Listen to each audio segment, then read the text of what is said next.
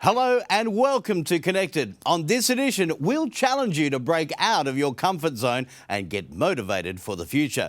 From growing up in Sunnybank to being one of Australia's leading real estate agents, Chris Gilmour drops in to talk about the courage and determination needed to succeed. When life dealt John Coutis a challenge many of us could not face, he defied the odds, and now millions around the world are inspired on what he has to say. And Carolyn Alchin will help you aspire to reaching your potential in developing a career that will be fulfilling and rewarding. The path to achieve true inner peace is to finish what we start. So far, I've finished 2 bags of M&Ms and a nice coffee. What better way to begin Connected?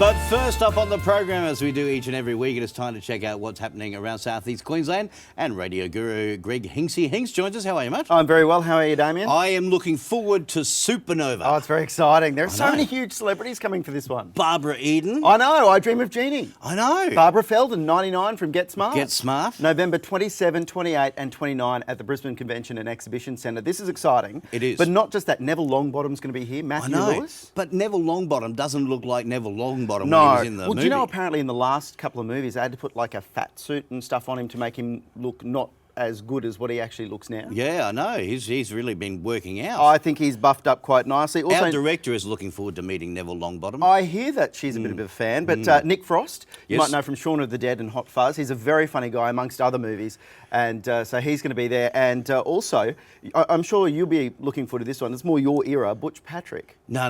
Mine is Peter Mayhew, Chewbacca. Oh, come on, Eddie Munster from the Munsters. Yeah, but that kind of fits in well because it's only a couple of weeks later and the new Star Wars movie will come out, and he was actually Chewbacca in the new Star Wars movie. So that's coming up the 27th, 28th and 29th of November at the Brisbane Convention and Exhibition Centre. It should be a whole heap of fun. Get ready to get your cosplay. All right, do you know what cosplay is? Yes, I do. I dress up periodically. Yeah, but that's what you do in your own home is no one else's business. Thanks, Hinksy, thanks. That's a little what's on right here on Connected.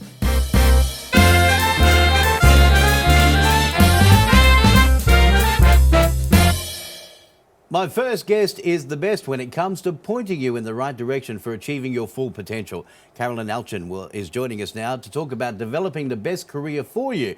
It's just a little too late for Hinksy, I would say, Carolyn, wouldn't you? Depends on his skill development. Oh, okay. I'm still developing it. There's always lots. Carolyn, it's a very important role, isn't it, preparing young people for future careers?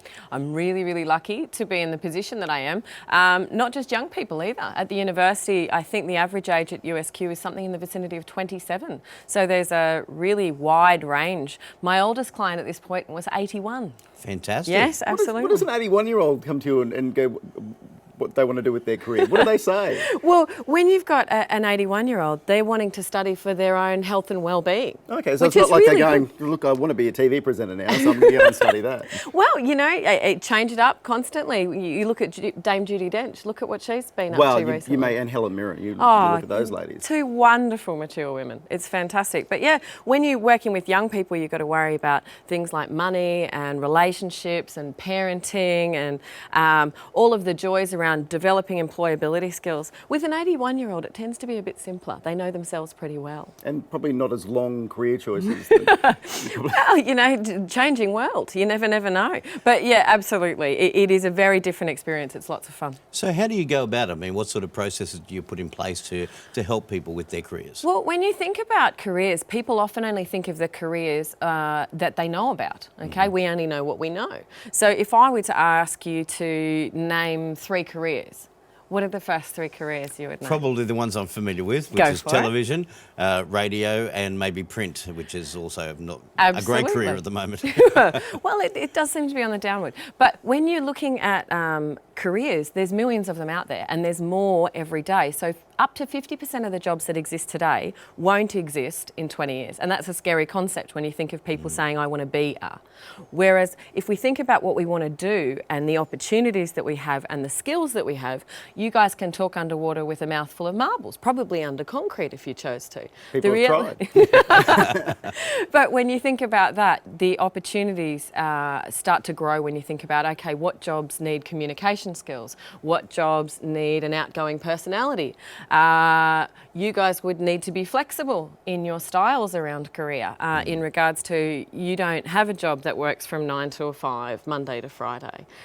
You've got to be flexible about times and days and how much you get paid for each role, etc., etc. So what are the big careers that are going to be the big money makers in the future? From a money position, entrepreneurship. Okay, Right. so simple fact is you need to come up with a new idea and it needs to be on trend and other people need to love it. And realistically, when you think about that and you look back historically, you've got everything from Instagram being sold to new ideas around research, pharmaceuticals, all of those kind of things. With the reality of science and the fact that antibiotics aren't working as well anymore. The reality is if you can work out ways that people get healthy, not too healthy, mind you. You know, you got to keep your market open. Still do like my bacon and eggs on a Sunday morning. You know, bacon is a mental health food from my perspective. It's fantastic. I had bacon and eggs for dinner the other night. Yes, it says a lot, doesn't it? Carolyn, thank you so much for joining us. Thank you very much for having me. And of course, you can find out a bit more about that. Just you can check out the USQ website Absolutely. as well. USQ Student Services, and we'd be happy to be of assistance. All right, Carolyn, thank you so much. South East Queensland is booming right now, which is good news for property development. And we will talk to Chris Gilmour coming up next.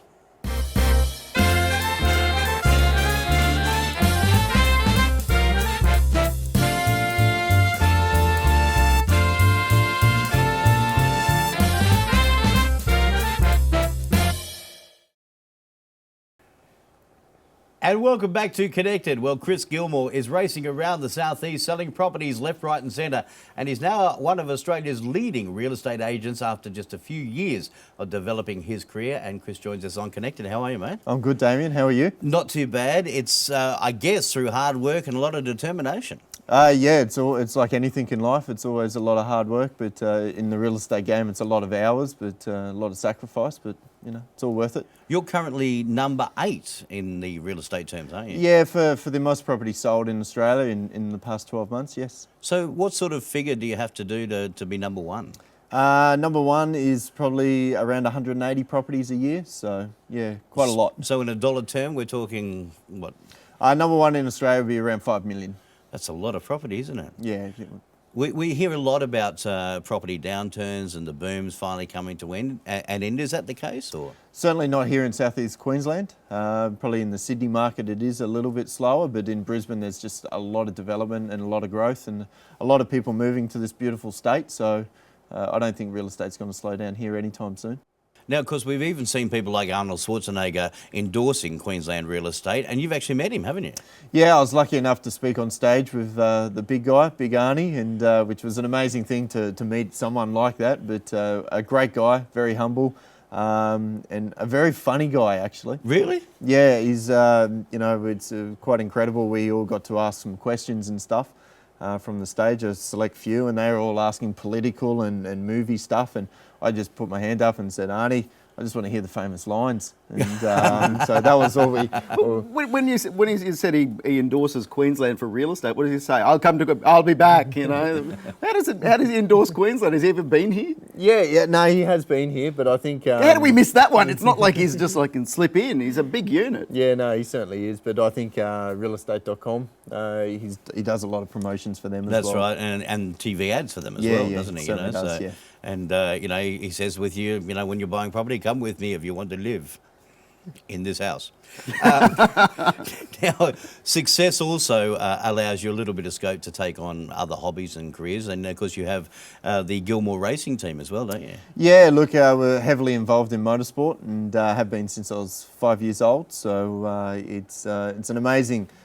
You know, it's good to have something on the side as well. That's what sort of makes us work very, very hard. But we run a 3-car team in the Australian Formula 3 Championship around Australia. So, Great. And what drives you to get into real estate and keep going in it? Real estate it's different every single day. Like you meet some amazing people, we see some amazing homes.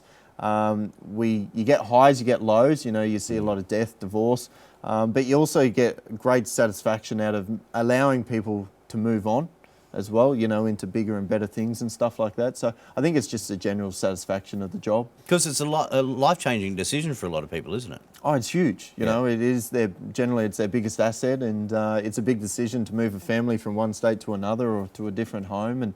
But you know, it's an amazing industry. I absolutely love it. And so I think that's why we do so well in it, because I'm passionate and love it. Yeah, and of course you're co-owner of All Properties Group.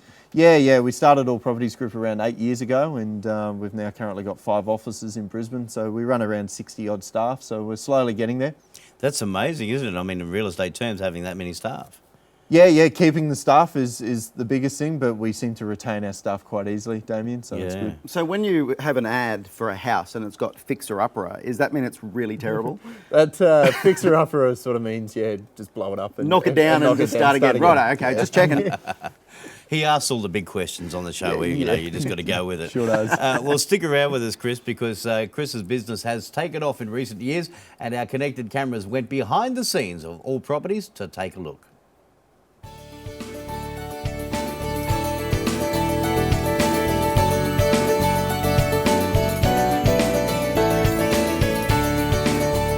Hey, I'm Troy Stein. I work with Chris. I'm Chris's Executive Buyers Manager at All Properties Group. Been currently working with Chris and the company for 3 years now. My role in the team is basically structured in a way that I find suitable homes and properties for our clientele. The way it's structured, Chris is he'll list the property basically, and I have the privilege of catching up with Chris at a later stage. And Chris will brief me on the particulars of that property, and basically I'll have a short list or a hot list of particular clientele that are searching for that exact property. Chris's role and my role to coordinate to find that perfect property for the perfect client's needs. It's a very straightforward process. It starts from meeting with a client, assessing their needs, finding out what they really want out of an agent and what their plans are for their future as well. And it's our role to get a result to leverage and propel them into a position so that they can move on to greater things. They might be upgrading their home or retiring and downsizing to that sea or tree change. There's certainly a number of individual scenarios that we have to cater for. So we've got to have a large toolkit to cater for everyone's specific needs, that's for sure. I'm the marketing manager, so everything to do with marketing, that's my job. I look after everything from merchandise to all kinds of printed collateral, or outdoor advertising, everything. The All Properties team has become known for challenging every aspect of tradition in their industry since their formation in 2008. They utilise the power of social media to connect buyers to potential properties. The All Properties Group pride themselves on getting higher selling prices in shorter periods of time for their clients due to their strategic differences and world-class marketing. All Properties is your first and best choice in real estate. All Properties there, a tough market, a tough agent. Coming up next, a man who has inspired millions after defying the odds. You're connected.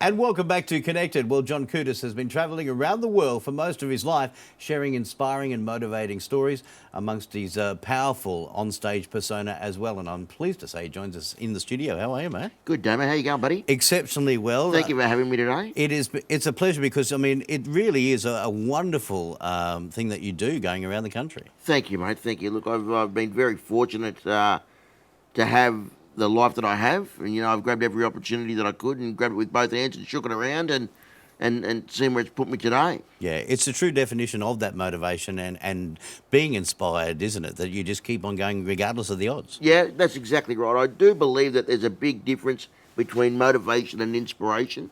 Motivation lasts for 10 minutes, inspiration lasts a lifetime.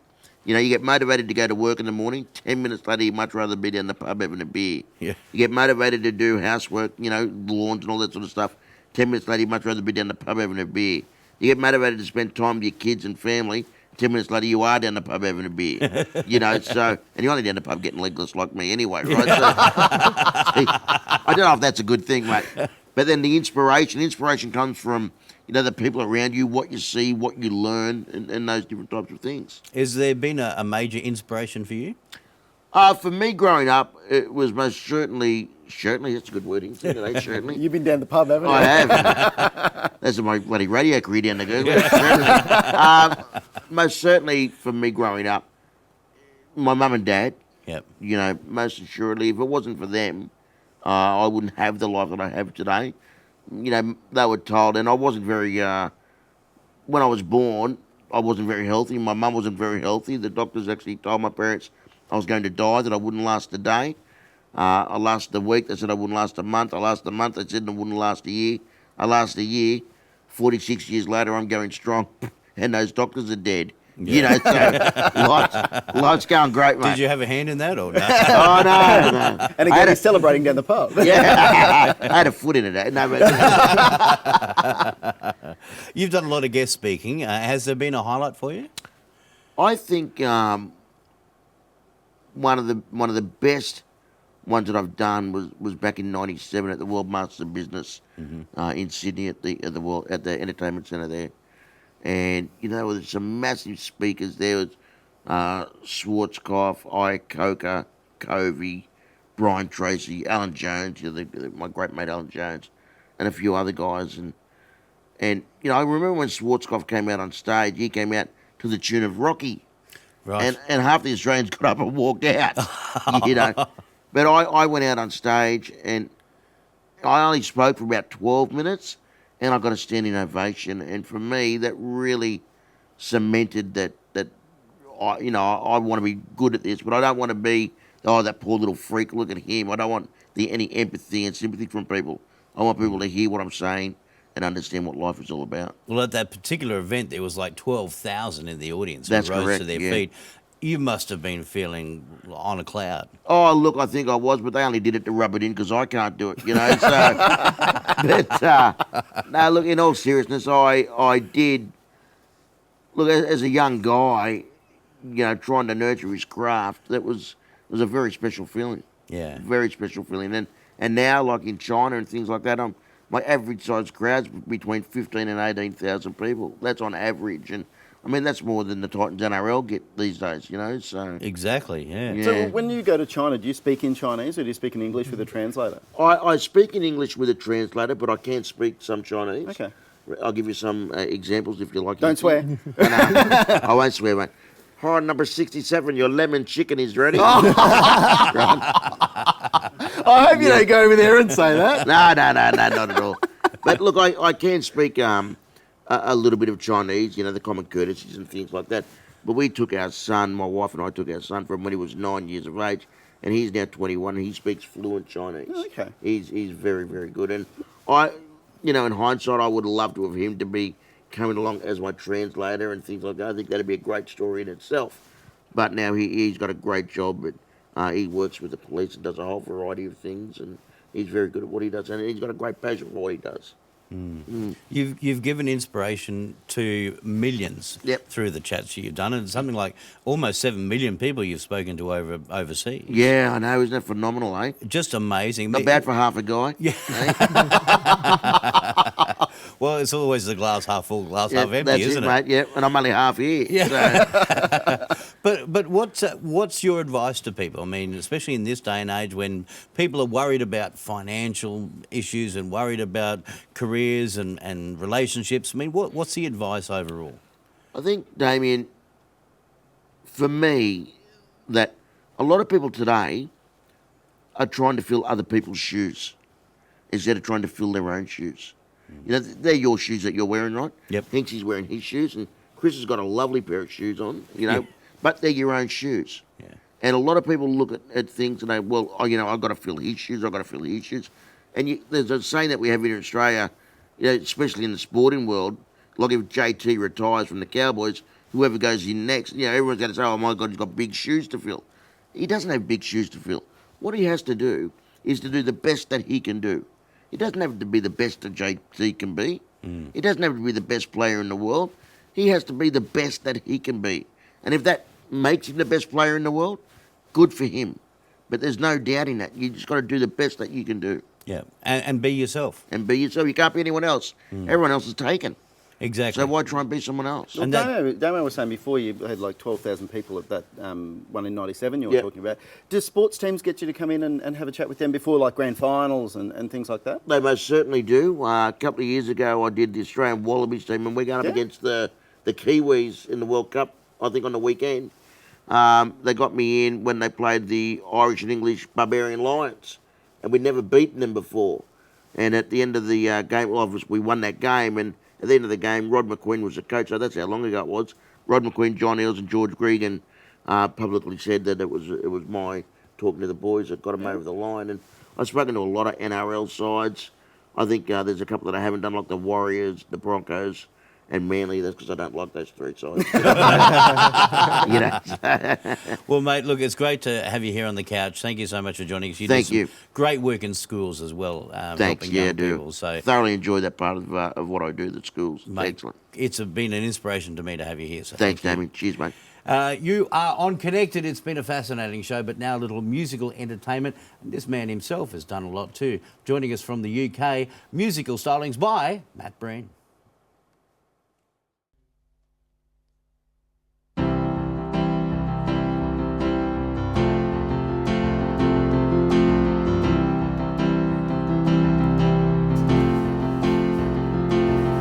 Slip inside the eye of your mind. Don't you know you might find a better place to play?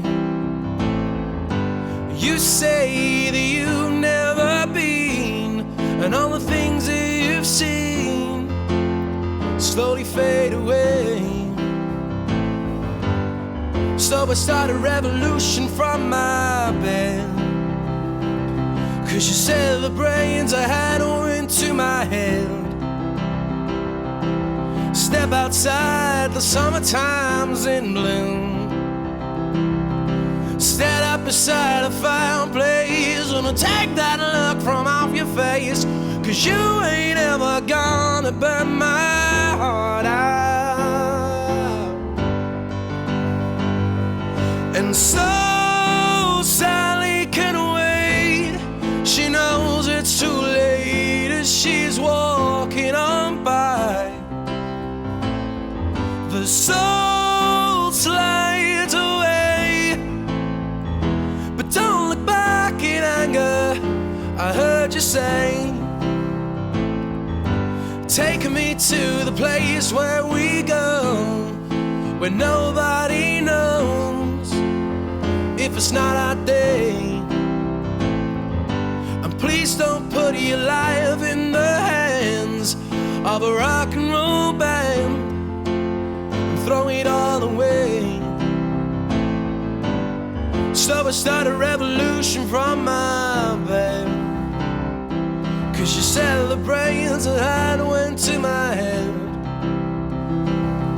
Step outside, that summertime's in bloom. Stand up beside a fireplace and take that look from off your face, 'cause you ain't ever gonna burn my heart out. And so Sally can wait. She knows it's too late as she's walking on by. The soul slides away, but don't look back in anger.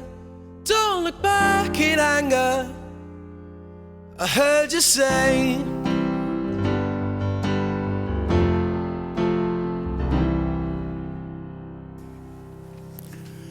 The amazing Matt Breen on Connected. How are you, mate? I'm great. How are you? Fantastic. Wonderful. And look, that was a great song. And, Thank you very much. And you're a hidden gem because, I mean, you sing, you dance, you also act in theatre as well, I do, hear. yeah, I do, yeah. And you do voices? I do voices. So what sort of voices? Well, I can do Sean Connery. Sean Connery. Sean Connery, of course. Thank And you I do very lots more, you see. I could go on forever. Well, So- look, we don't have a lot of time now, but No what if we worries. get you back next week on the show? Of course, yeah. And we can have a chat to you on the couch and Sure. find out about the new single as well. You got it. Great. Thank you so much, mate, for joining us on the program. No worries. Matthew Breen joining us there, and you can check out more about Matt on his website, matthewbreen.co.uk. That is it for Connected today. Thank you very much for your company. We look forward to seeing you again next week on the show. Bye for now.